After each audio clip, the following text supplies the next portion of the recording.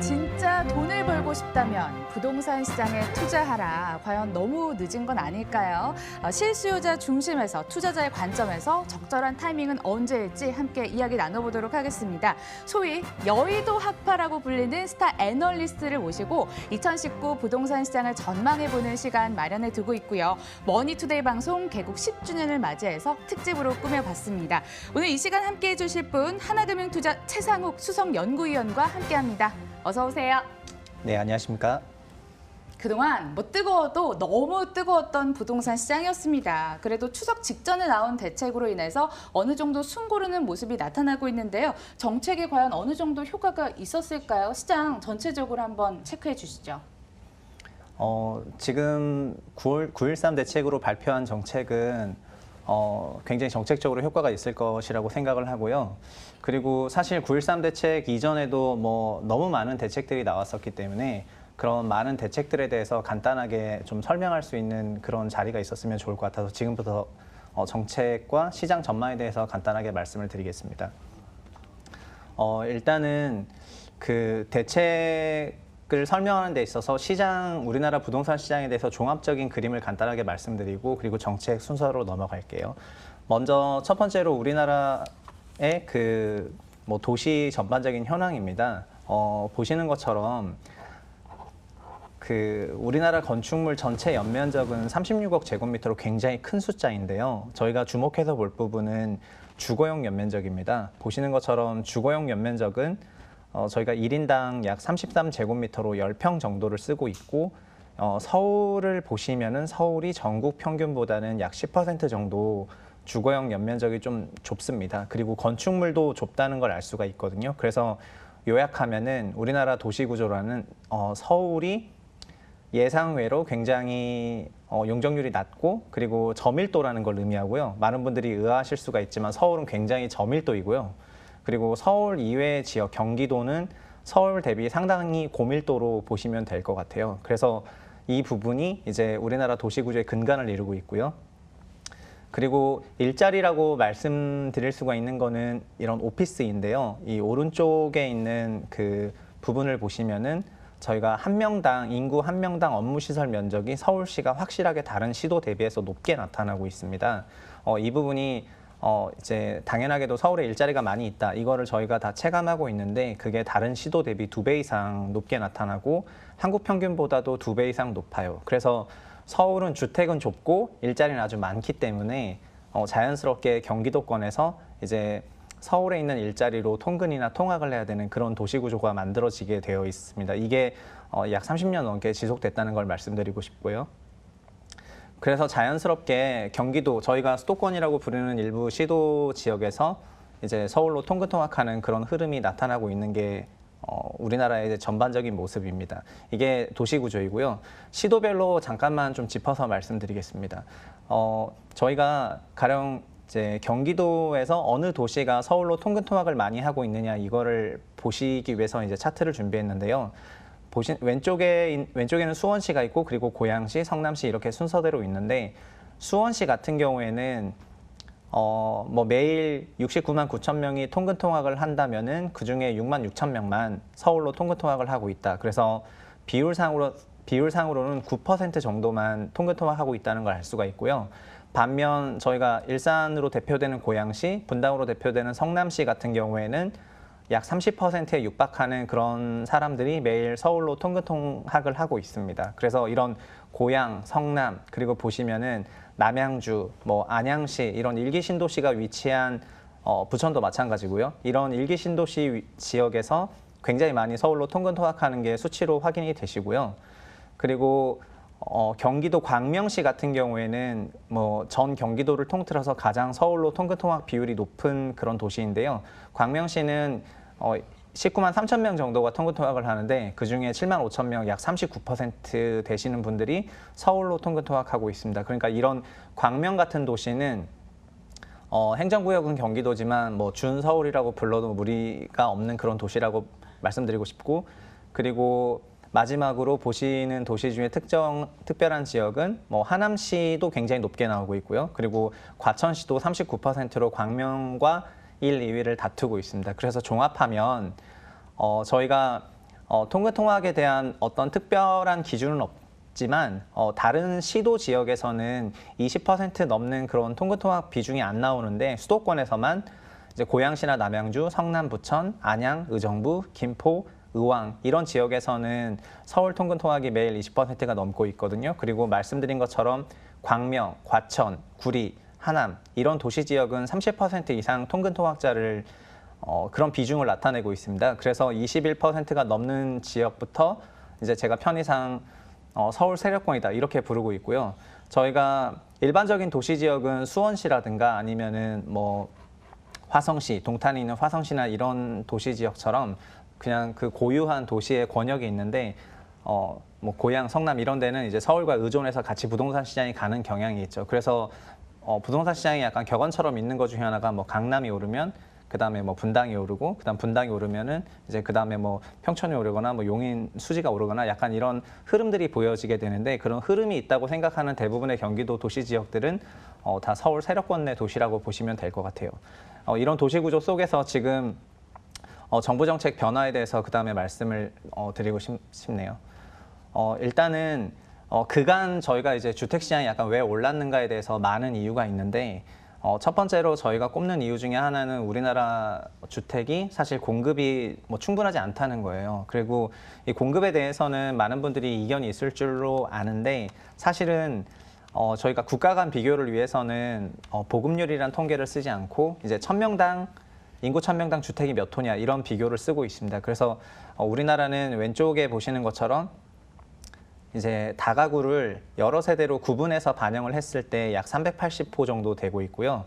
저희랑 이제 종종 비교되는 일본 같은 경우에는 거의 480호에 육박하거든요. 그리고 대부분의 OECD 국가들은 1000명당 뭐 430호 정도 됩니다. 이게 1000명당 만약에 500호가 있다면은 가구당 2명 산다고 생각하시면 되는 거고요.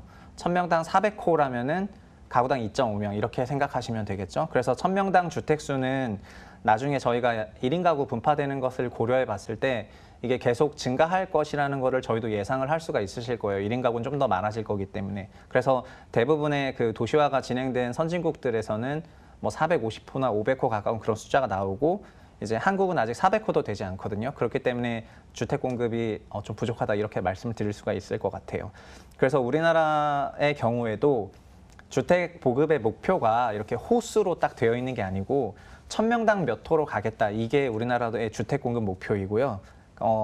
올해 6월 28일 날 개정안이 발표가 됐는데 문재인 정부 끝나는 2022년까지 우리나라의 주택 공급 목표는 전국으로는 427호. 앞서 보셨던 선진국 숫자랑 거의 비슷하게 되는 거죠. 그리고 수도권 같은 경우에는 411호로 개정안에서 이제 약간 공급 목표가 상향 조정되었고요. 이렇게 상향 조정 된 부분에 맞춰서 이제 앞으로 상당히 많은 주택들이 추가로 공급되지 않겠느냐 이렇게 생각하시면 될 것 같습니다. 이제 정책으로 넘어가서 말씀드리겠습니다. 2017년 6.19 대책이 발표된 이후에 지속해서 부동산 대책이 나왔고 그런 부동산 대책들이 계속해서 세금 관련 대책이기 때문에 사실 많은 분들이 그 세금에 대해서 굉장히 친숙하지가 못하실 텐데 그래서 이제 이거를 좀 쉽게 설명하기 위해서 제가 사례를 갖고 온 거기 때문에 이 사례를 보면서 세금이 어떻게 변화했는지를 보시면은 좀 더 맞지 않겠나 싶어요. 제가 이제 편의상 말씀드리는 이런 주택은 일단 가상의 존재라고 하겠습니다. 3주택 이상이신데 2001년에 주택을 사셨고 그리고 2018년까지 거의 17년 넘게 주택을 보유하셨는데 이분이 올해 4월 전에 매도했을 때하고 올해 4월 이후에 매도했을 때의 양도세 변화를 보면서 실제로 얼마만큼의 그 세금이 변화했는지를 보실 수가 있습니다. 첫 번째는 작년에 파리 부동산 대책이라는 걸 발표해서 양도세를 중과하겠다 이런 얘기가 있었는데요. 실제로 변한 걸 보시면은 2001년에 3억 원인 뭐 강남에 있는 그 재건축 대상 아파트를 매입을 해서 2008년 봄에 약 15억까지 한 17년에 걸쳐서 뭐 이제 꾸준하게 올랐던 이런 아파트를 보유한 다주택자가 이 아파트를 올해 4월 전에 팔게 되면은 보유 비용을 차감해서 양도 차익이 10억 정도가 나오게 되거든요. 이 양도 차익 10억 정도가 나오는 거에 종전에는 다주택자도 그 1년에 3%씩 공제를 받아서 이제 양도 차익은 10억이지만 오래 보유하고 있었기 때문에 공제를 해주거든요. 이게 물가 상승률만큼 반영해서 30%를 차감을 해주면 보시는 F항 과세 표준은 7억이 되는 건데요. 이번 작년 파리 부동산 대책 발표하고 나서 가장 크게 바뀐 거는 장기 보유 공제가 다주택자는 없어졌습니다. 그래서 장기 보유 공제가 사라진 영향 때문에 양도 차익이 그대로 과세 표준액이 되거든요. 그래서 세율의 변화가 없다 하더라도 보시는 것처럼 최소한 세금은 40% 이상 증가하게 되어 있어요. 그리고 양도세율도 소득세율을 따라가는데 여기서 편의상 5억 이상의 양도 차익이 발생했기 때문에 뭐 42%의 양도세율을 매기게 되고, 그리고 주택을 양도해 보신 분은 아시겠지만 주민세를 10%또 내거든요. 그래서 4.2%를 더해서 46.2%를 내게 되고, 맨 아래쪽에 있는 그 양도세액 최종이 종전에는 2.94억 정도 되는데요. 작년 파리 부동산 대책에 따라서 변경하는 양도세는 세율도 중과가 되다 보니까 이제 6.46억으로 거의 2배 이상 증가를 하게 됩니다. 그래서 작년 파리 대책 발표하고 김세현 청와대 사회수석도 나와서 언론 인터뷰를 했는데, 그때 아마 보신 분 많으실 거예요. 올해 4월까지 집을 팔 기회를 드리는 것, 이런 식으로 대책을 발표를 했거든요. 그래서 실제로 다주택자들이 양도세 중과에 대해서 굉장히 부담을 느끼지 않겠는가, 이런 제 전망들이 일반적이었습니다. 그래서 작년 말이나 올해나 주택가격이 하락할 수도 있다, 이런 우려가 있었던 게 그 부동산 시황이었고요. 그런데 좀 더 뜯어보면은요, 여기서 굉장히 재밌는 게 발표가 되는데요. 임대사업자 등록이라는 제도가 있습니다. 임대사업자 등록을 하게 되면은 여기서 이제 약간 마법과도 같은 그 변화가 발생하는데요. 종전에 봤던 사례에서 맨 오른쪽에 있는 임대사업자 등록을 하게 되면은 다주택자라 하더라도 종전에는 장기 보유 공제가 30%였는데 사업자 등록을 하면은 70%를 공제받게 되는 겁니다. 그러면 동일한 주택이라 하더라도 실제로 받게 되는 양도세액은 오히려 임대 등록하기 전이랑 비교했을 때, 양도세 강화되기 전이랑 비교했을 때 오히려 더 싸지는 효과가 있게 되거든요. 그래서 이게 많은 분들이 똘똘한 한 채라는 말을 기억하고 계실 건데, 똘똘한 한 채라고 굉장히 시장은 이해를 했는데 실제로 임대사업자만 등록하면은 양도세가 훨씬 절감되었기 때문에 약간 위장된 똘똘한 한 채 분위기였거든요. 그래서 투자자들은 더 적극적으로 임대사업자 등록만 하면은 양도세가 큰 폭으로 감면을 받으니까 이제 소위 전세를 끼고 집을 산다거나 하는 그런 투자 수요가 이제 부활하게 됩니다. 그래서 이게 2018년 부동산 시장에 상당히 많은 그 투자 수요 증가로 연결이 된 게 지금 흐름이라고 볼 수가 있겠고요. 이런 맥락에서 저는 작년 말부터 올해까지 임대사업자 등록이 실제 40만 호 이상 이루어졌고, 이런 부분 때문에 그 투자 수요가 굉장히 많이 올라갔다고 보고 있습니다. 그런데 이게 9.13 대책으로 바뀌었기 때문에 그 부분을 말씀을 드리고 싶어요. 9.13 대책에서 가장 크게 바뀐 거는 두 부분인데, 첫 번째는 일단 그 장기 보유 공제라는 양도세 부분이 앞으로 6억을 초과하는 주택을 임대사업자 등록을 하게 되었을 때 공시가액 기준으로요, 다시 장기 보유 공제 이 항이 없어지게 됩니다. 그래서 이게 어떤 시사점이 있냐면은, 가령 뭐 특정한 강북의 어떤 신축 단지나 강남의 뭐 구축이나 신축이나 대부분 다 공시가액 6억을 넘게 되는데, 공시가액 6억 넘는 그런 주택들에 대해서 뭐 전세를 끼고 사두는 그런 행동들을 했을 때, 그런 투자를 했을 때 결국 양도세 장기 보유 공제를 받지 못하게 된다면 대부분 뭐 굉장한 양도세 중과를 받게 되거든요.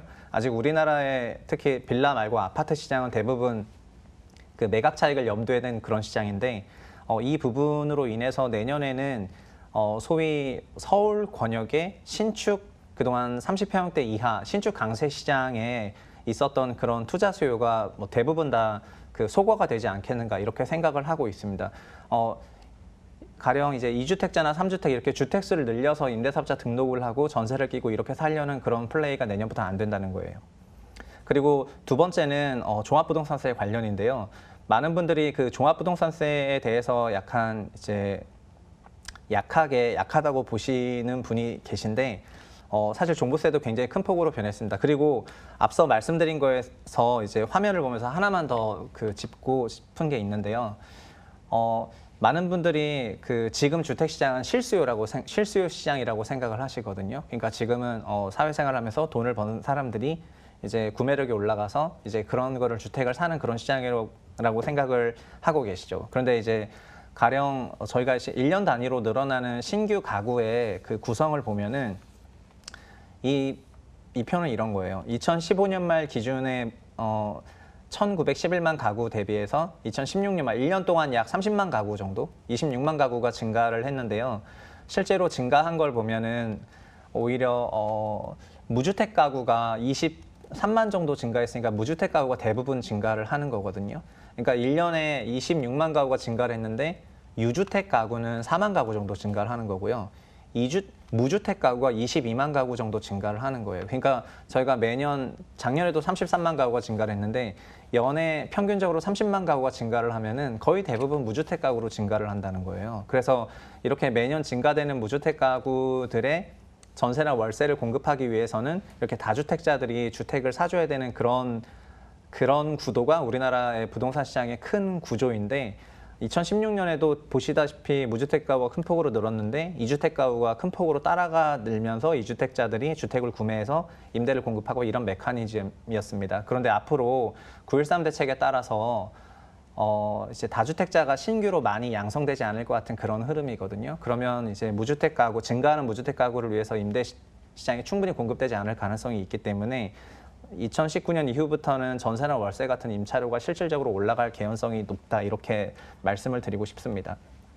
그리고 종부세로 넘어가서 말씀을 드리면요, 그 종합부동산세 같은 경우에는 소위 이제 뭐라 그럴까 상위 0.5%가 내는 세금이기 때문에 체감하지 못하시는 분들이 많을 거라고 생각을 하는데요. 내년부터는 종부세를 내시는 분들의 대상이 굉장히 폭넓게 넓어질 거라고 생각을 하고 그렇게 생각을 하고 있습니다. 지금 변경되는 종부세 개법의 핵심은 뭐냐면은 이제 종부세는 계산 방식이 약간 독특한데 그 공시가액에다가 공정가치 반영 비율을 곱해서 세율을 곱하게 되는데 지금 강북에 있는 뭐 13억, 14억 정도 되는 신축 주택의 공시가액은 7억이 되지 않습니다. 그 7억이 되지 않는데 내년에는 공시가액이 좀 현실화될 가능성이 높고요. 그다음에 두 번째는 그 7억에 대한 그런 과표 비율도 2022년까지 100%로 올라가니까 종부세를 가령 올해 뭐 1,000만 원 이내에 내셨던 분들은 내년엔 거의 올해 한 900만 원 냈다면 내년에 한 1,800만 원, 그 다음 해에는 한 2,500만 원, 그 다음 해에는 거의 한 3,500만 원 이렇게 뭔가 상당히 그 증가폭이 가파른 그런 세금으로 종부세를 맞게 되고요. 그래서 현행 다주택자인 경우에는 종부세 세부담이 약간 늘어났습니다. 아까 말씀드린 부분에서 9.13 대책이 그 작동을 할 거라고 생각하는 추가적인 부분은 뭐냐면은 공시가액 6억을 넘어가는 그런 중고가 주택에 대해서 임대사업자 등록을 하는 그런 형태의 투자 전략이 막혔는데요. 그러면 공시가 6억 미만의 집을 여러 채 사는 그런 투자 전략은 살아있지 않냐, 약간 이런 질문이 가능하거든요. 그런데 이 종합부동산세 개편을 통해 가지고 이런 전략에 대해서 약간 태클을 걸고 있습니다. 그러니까 화면에 보이는 가운데 부분을 보시면은 지금 조정지역에서 신규로 주택을 취득하고 임대사업자 등록을 하면은 종전까지는 공시 6억 미만인 주택에 대해서는 종부세, 비과세, 합산 배제받았습니다. 그래서 오늘 뭐 발표되는 것도 보셨겠지만 주택을 막 600채 이상 들고 계신 분들도 있거든요. 이렇게 주택을 뭐 500채, 600채 이렇게 들고 있다고 하더라도 공시가액이 6억이 미만이면은 이분들 종부세를 안 내십니다. 그런데 앞으로는 이제 공시 6억이 안 되는 주택이라 하더라도 조정 대상 지역 이상에서 새로 취득한 주택을 임대사업자 등록을 하게 되면은 종부세에 합산과세하게 되거든요. 그래서 이런 부분이 주택수를 무한정 늘리는 그런 꼭 무한정이 아니라 2채, 3채, 4채 이렇게 주택수가 늘어나는 거에 대해서 실질적인 부담이 되게 되어 있어요. 공시 6억 미만 주택에 대해서는 양도세 중과는 배제를 해주는 대신에 주택수를 많이 갖고 가면은 보유세를 늘리는 형태의 그런 이지선다를 걸었거든요. 그래서 많은 분들이 풍선 효과로 공시 6억을 초과하는 주택은 양도세 감면이 없어졌기 때문에 공시 6억 미만 주택 시장으로 대거 풍선 효과랑 투자 수요가 가지 않겠느냐 이렇게 생각하실 수가 있지만 이 부분에 대해서도 이제 종부세를 통해서 어느 정도 태클을 걸고 있습니다. 그래서 종합해서 말씀드리면요. 2019년부터 다주택자의 경우에는 그 추가적으로 주택 취득을 하는데 부담이 늘어났다고 보고 싶고요. 그리고 어떤 의미에서는 뭐 한 12년 만에 이런 다주택자가 실질적으로 규제를 받는 첫 해가 내년이 아니겠는가 이렇게 생각을 합니다. 그러니까 종전에 파리부동산 대책이라는 것도 다주택자를 규제하는 대책이기는 했는데 임대사업자 등록을 하면 규제가 아니라 오히려 더 인센티브가 많았었거든요. 그런데 이제는 임대사업자 등록에 대한 그런 인센티브가 실질적으로 감면되었고 그리고 경기도권에 대한 그런 많은 수의 주택을 보유하는 이런 전략들에 대해서도 그동안 태클이 없었는데 이제는 종합부동산세를 통해서 임대사업자 등록을 하더라도 이제 종부세 대상이 되도록 함으로 인해서 굉장히 정교한 정책을 쓰고 있습니다. 그리고 본질적으로 현행 다주택자들은 아마 내년부터 보유세나 이제 특히 종합부동산세로 설명되는 보유세가 공시가액이 올라간다던가 공정가치 반영률이 계속 올라가는 부분 때문에 더 적극적으로 주택을 취득해야 되겠다는 그런 투자 의지가 많이 꺾일 것으로 생각을 하고요. 우리나라의 그동안 주택 수요를 보면은 실수요랑 투자 수요가 거의 반반이라고 볼 수 있는데 2019년부터 투자 수요가 사실상 소멸하지 않겠는가 이렇게 봅니다. 앞서 드린 것처럼 풍성 효과로 경기권 신축에 대한 투자 수요가 증가할 가능성이 약간 남아 있고요. 그리고 이걸 모두 종합하면은 결론은 가장 심플한데 다주택하지 말라는 걸로 요약 가능합니다. 그리고 시장도 이를 반영해 나가지 않겠는가 이렇게 생각할 수가 있고요. 이런 시장 재편 과정에서 이 거대한 시장 재편 과정에서 다주택자가 한 주택으로 몰게 되면 자연스럽게 대형평 수요로 촉진될 거라고 생각을 하고 있거든요. 현재 대형평 비중이 적은 상태이기 때문에 이런 거대한 재편의 대형평 수요 확산으로 갔을 때 대형평은 굉장한 가격 강세를 만날 수도 있다고 생각을 하고요. 반대로 신규 다주택자가 양산이 안 되게 된다면 장기적으로 임차료가 올라갈 가능성이 높다. 이렇게 요약해서 말씀드리고 싶습니다. 이상입니다. 네, 부동산 대책에 대해서 이야기 잘 들어봤습니다. 지금부터는 여러분들이 진짜 궁금하셨던 것, 실질적인 이야기 나눠보는 시간 마련해 두고 있으니까요. 채널 고정해 주시고요. 잠시 후에 돌아오죠.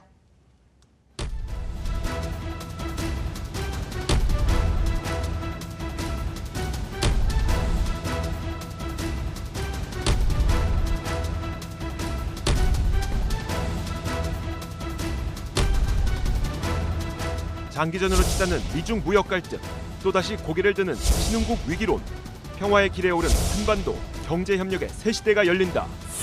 혼란과 희망이 공존하는 국내외 금융시장, 불확실성을 이겨낼 돌파구는 어디인가? 머니투데이 방송 개국 10주년 특별대담, 더 인터뷰 10. 경제 증시 각 분야 주요 인사와 함께 급변하는 시장 환경 속 실패하지 않는 투자 전략을 제시합니다.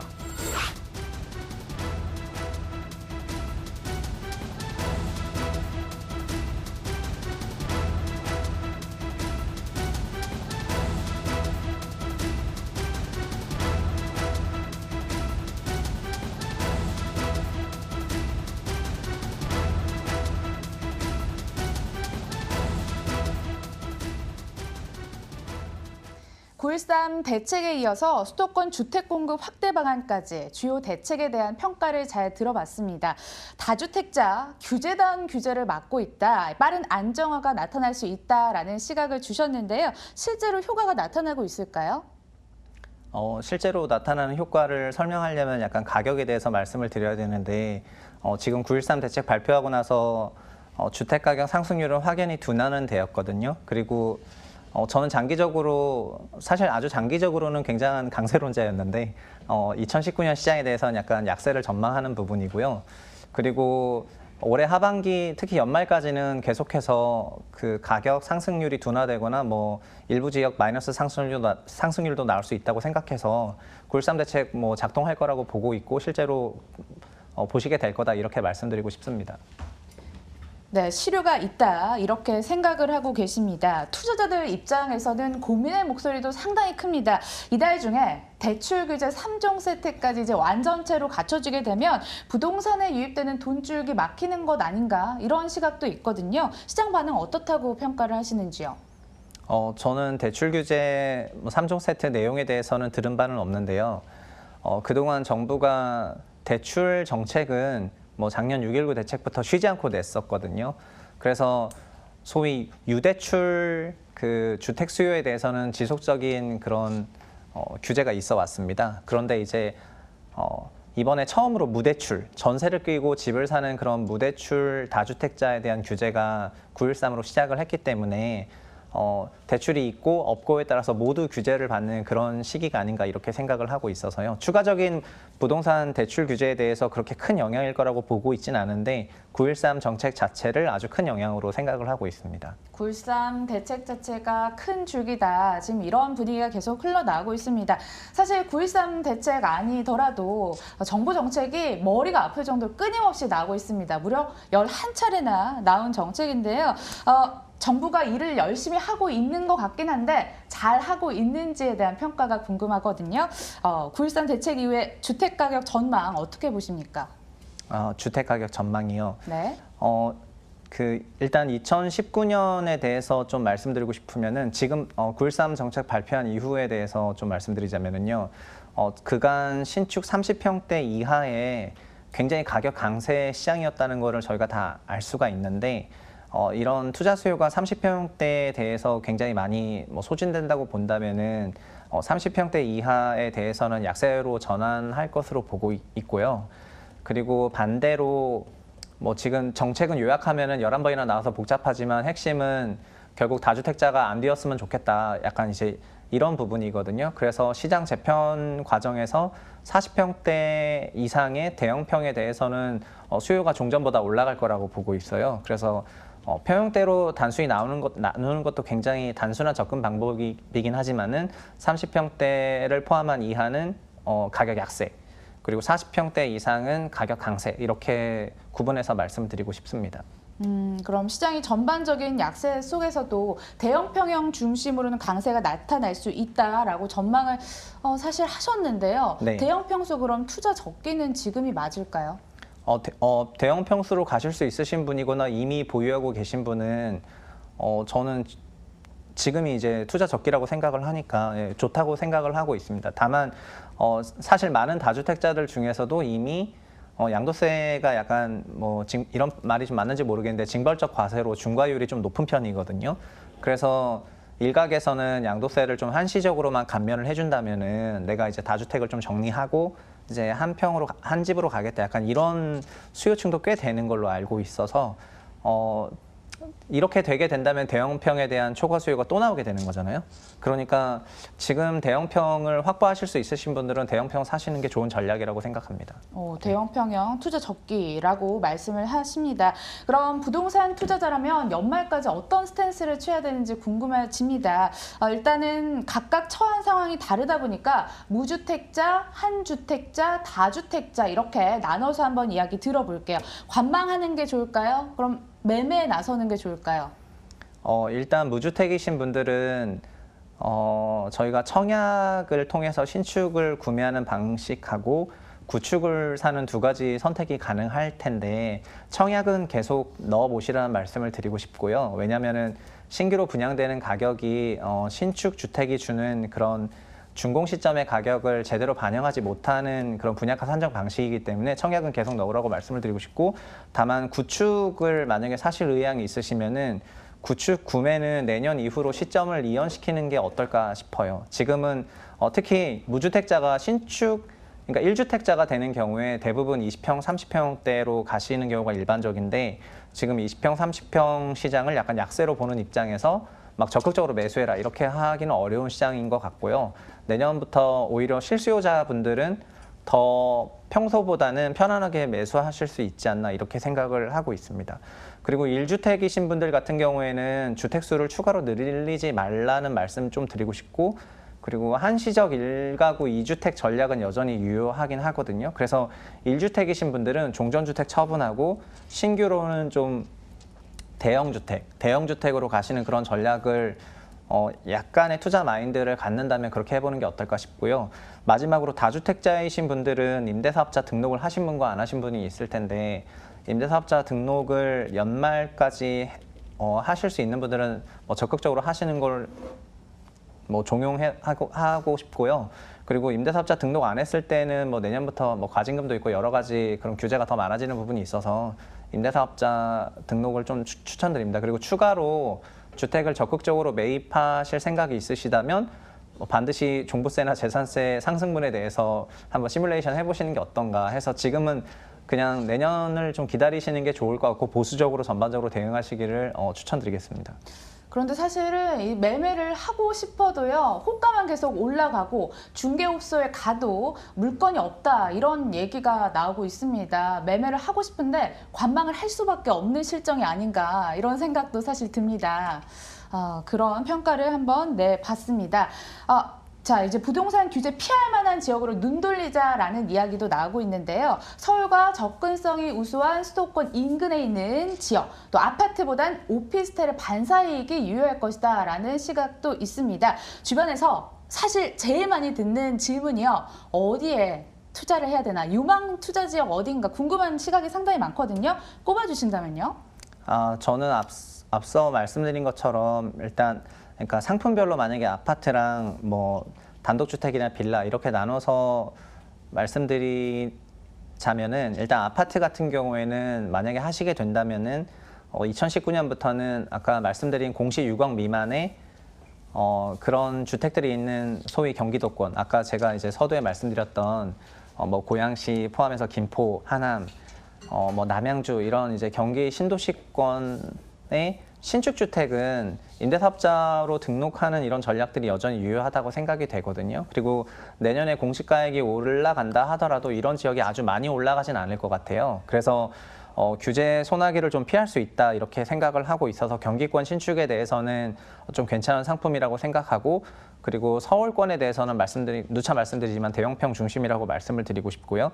그리고 오피스텔 같은 경우에는 이제 주택 규제가 심하니까 오피스텔을 이제 유망하게 생각하시는 분이 계시고, 그래서 일부의 풍선 효과는 있을 수 있을 것 같아요. 그러나 오피스텔 투자는 아파트 투자랑 약간 맥락이 좀 다르다고 생각을 하거든요. 빌라나 오피스텔은 이제 현금 흐름을 위시한 그런 수익형 부동산이고, 네, 아파트 같은 경우에는 결국에는 차익형 부동산이 되는 건데, 그래서 그냥 두 개의 상품은 뭐 포트폴리오로 이제 밸런스 있게 갖고 가야 되는 거지, 여기서 뭐 다 정리해서 이쪽으로 가고 그런 건 아니라고 생각하고, 내년에는 그 차익형 부동산에 대한 그 규제로 수익형 부동산이 올해보다는 좋아질 수 있을 것 같아요. 또 금리 상승기 고려하면은 그런 부분까지 생각했을 때 종전까지보다는 시장이 좀 좋을 것 같네요. 예.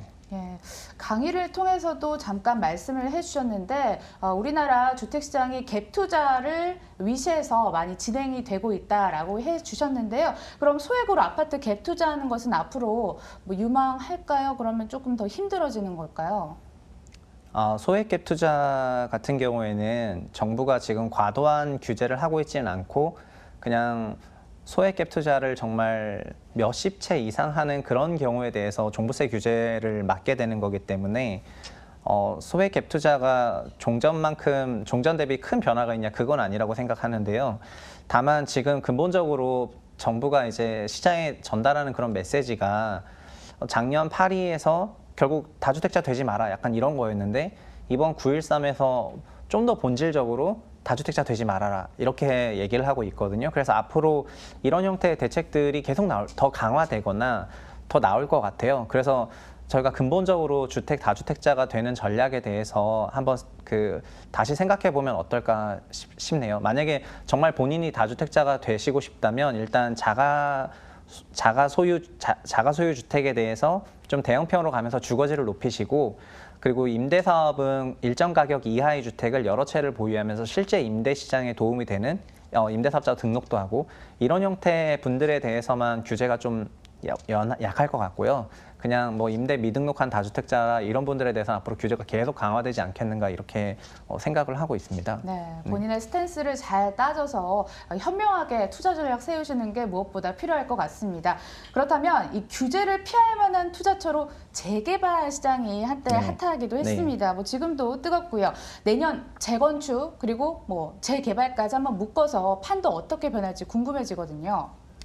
재개발과 재건축 시장은 미래의 신축이기 때문에 이 시장은 이제 장기로 투자하시는 분에게 가장 적합하다고 생각을 하고 있고요. 그래서 재개발, 재건축 시장에 뭐 여러 가지 규제 강화에도 불구하고 이제 구축 아파트를 여러 채 산다거나 뭐 이런 성향보다는 이제 뭐 다음 정권, 그 다음 정권까지 생각해서 장투로 보시는 분들은 재개발, 재건축에 집중하시는 것도 좋은 전략이라고 개인적으로 생각을 합니다. 사실 지금 시장의 가격은 아주 굉장히 단순하게 움직이고 있는데 뭐 종전에는 이제 입지가 좋은 지역에 주택 가격이 많이 올라가는 그런 경향이 이제 확연했다면은 지금은 신축 아파트에 약간 좋은 커뮤니티를 갖고 있는 그런 대단지라면은 거의 입지 불문하고 강남, 강북 가릴 것 없이 해당 지역에 거의 최고가를 갱신하고 있거든요. 그래서 이게 이 부분에서 이제 강북 지역 재개발이 종전 대비 좀 더 투자 매력이 높아졌다 이렇게 말씀드릴 수가 있고요.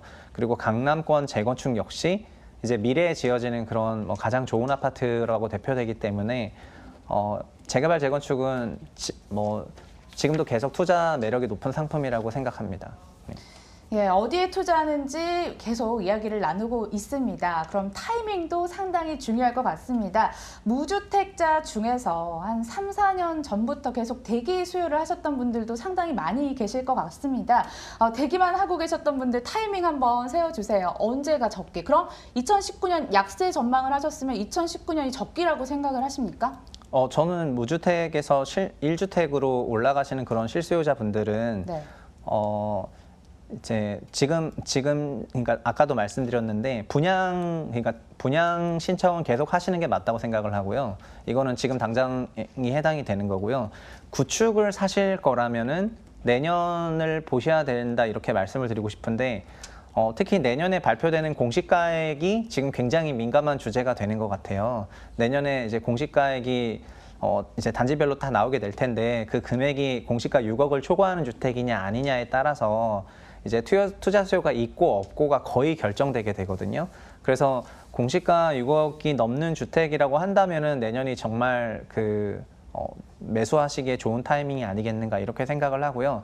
그리고 지금 근본적으로 다주택자들 입장에서도 시장을 약간 간단히 말씀드리고 싶은 게 지금 다주택자들은 양도세율도 높아졌고 그리고 임대사업자 추가 등록하는 거에 대한 혜택도 이제 종전 대비 굉장히 감소했기 때문에 그리고 보유세는 올라가서 약간 이러지도 저러지도 못하고 약간 끼인 듯한 그런 상태가 됐거든요. 네. 그래서 이 다주택자들을 위해서가 아니라 이 사람들이 보유주택을 처분할 수 있도록 이제 양도세를 한시적으로 감면해달라는 그런 시장의 요구사항이 점점 올라올 거라고 저는 보고 있어요. 그렇게 되면은 내년에는 이런 다주택자들이 매각하는 이런 주택을 좀 더 편하게 살 수 있는 그런 시장도 올 수 있지 않겠느냐 이렇게 생각을 하거든요. 그래서 무주택자분들은 분양이 아니라면은 구축의 매수 시점은 내년으로 이연시키는 것이 어떻겠는가 이렇게 말씀드리고 싶습니다. 지금도 좋지만 최적의 타이밍은 아무래도 내년이지 않을까 이런 얘기를 해주십니다. 한번 고려해 보시고요. 돈 좀 벌고 싶은 투자자들이라면 지금부터는 귀를 좀 쫑긋 모아주시길 바라겠습니다. 내년 부동산 시장 투자 방향을 한번 전망을 해보도록 하겠습니다. 지난해 모두가 약세를 외칠 때 혼자 거의 유일무이하게 강세를 외쳤습니다. 그리고 실제로 적중도 했고요. 그런데 2019 부동산 시장에 대해서는 약세 전환을 또 전망을 하셨습니다. 어떤 근거로 약세 전환 전망을 하셨는지 근거도 듣고 싶고요. 사실 체감을 할 수 있을 정도로 답변하기 좀 힘드시겠지만 체감할 수 있을 정도로 어느 정도 약세 규모일지 얘기해 주시면 좋을 것 같습니다. 가령 뭐 이런 겁니다. 작년에 제가 강세장 전망한 것도 다주택자 입장에서 임대사업자 등록의 혜택이 종전보다 더 컸기 때문에 임대사업자 등록만 한다면 주택수를 계속 늘려나가는 거에 대한 부담이 없어서 이제 강세 전망을 했던 건데 지금은 주택수 늘리는 거에 대한 심각한 그런 이제 수익성 훼손이 있거든요. 그러다 보니까 자연스럽게 이제 다주택자의 투자 수요가 빠지게 되면은 그동안 시장을 거의 주도해왔던 30평대 이하 신축 이게 이제 주택가격 약세로 전환하지 않겠는가 이런 생각이고요. 이거를 좀 잘 드러낼 수 있는 게 제가 생각할 때는 입주권인 것 같거든요. 지금 분양권은 전매가 안 되지만 조합원 입주권 같은 경우에는 이제 거래가 되는 지역이 많이 있는데 이 입주권이 내년이나 내후년에 새 집이 되게 되면은 이제 입주권 보유한 사람은 대부분 다주택자가 될 가능성이 높게 되거든요. 그래서 지금 입주권을 보유하신 분들 중에서 이제 약간 매도 압력이 높다 이렇게 생각을 하고 있고 실제로 입주권 매도량이 이제 뭐 증가하고 있는 것 같아요. 제가 이제 파악하기로는. 그래서 이런 부분들이 결국 미래에 지어질 신축 가격 약세로 이제 구축도 끌어내릴 수가 있다고 생각을 하기 때문에 뭐라 그럴까 뭐 종합해서 이제 계속 말씀드리지만 30평대 이하 신축의 그런 가격 상승에 대해서 이제 한 번 더 재고해 보시면 좋겠다 이런 말씀이고요. 반대로 정말 40평대는 그동안 정말 주목받지 못했는데 40평대 이상에 대해서는 이제 수요가 정말 올라갈 수 있다는 걸 생각하셨으면 좋겠습니다. 시간 관계상 앞서서 이제 저희가 1인당 주거 면적 계속 늘어나고 있고 이런 부분을 설명을 못 드렸는데 1인당 주거 면적은 저희가 1년에 1제곱미터씩 늘고 있고요. 그래서 한 5년 정도만 지나면은 3인 가족 기준으로도 거의 한 37평, 38평 이런 정도가 적정한 면적이 될 것 같거든요. 그래서 대형평에 대해서는 선제적으로 투자한다 이런 생각을 가지시고 접근하시면은 투자적으로도 그리고 실거주했기 때문에 주거의 효용 측면에서도 이제 두 마리 토끼 다 잡을 수 있지 않겠는가 이렇게 생각합니다. 예, 마지막 질문으로 이어가 보도록 하겠습니다.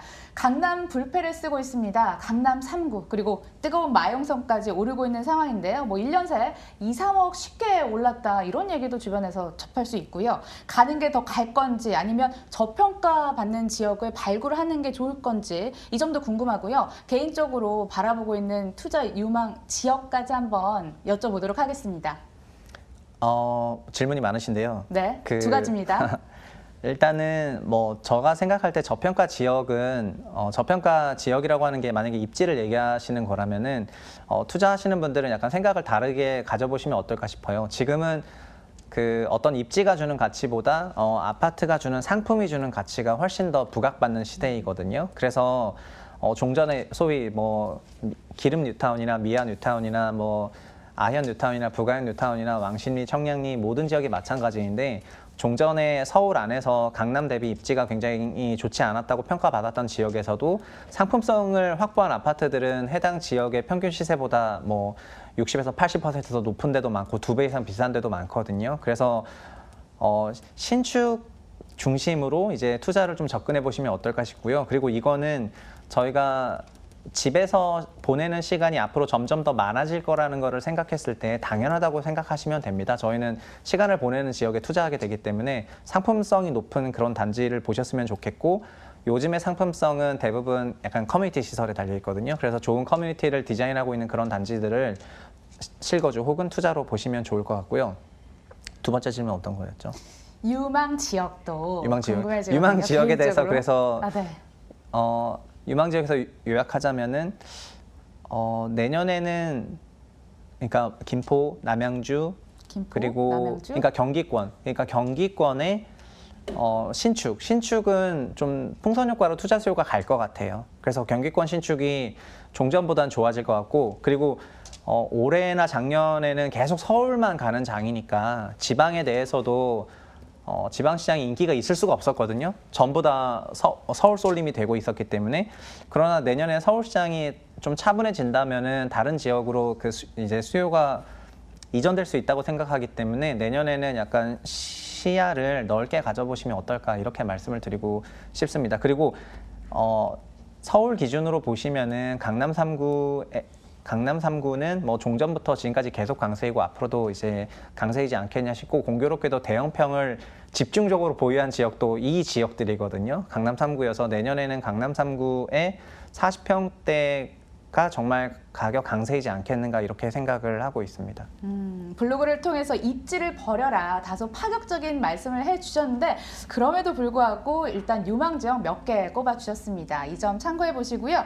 내일도 부동산 시장에 대해서 이야기 나눠보는 시간 가져보겠습니다. 여의도 학파 홍춘호 키움증권 이사를 모시고 위기 속 기회를 살리는 방법에 대해서 함께 이야기 나눌 거고요. 똑같은 시간에 방송 참여해 주시면 됩니다. 네, 부동산에 대해서 이야기 나눠봤습니다. 지금까지 하나금융투자 최상욱 수석연구위원 함께했습니다. 좋은 말씀 고맙습니다. 네, 감사합니다. 2019 부동산 시장 투자 방향성을 잡는 데 도움이 되셨으면 합니다. 오늘 저희가 준비한 순서는 여기까지고요. 내일 이 시간 다시 찾아뵙도록 하죠. 시청해주신 여러분 고맙습니다.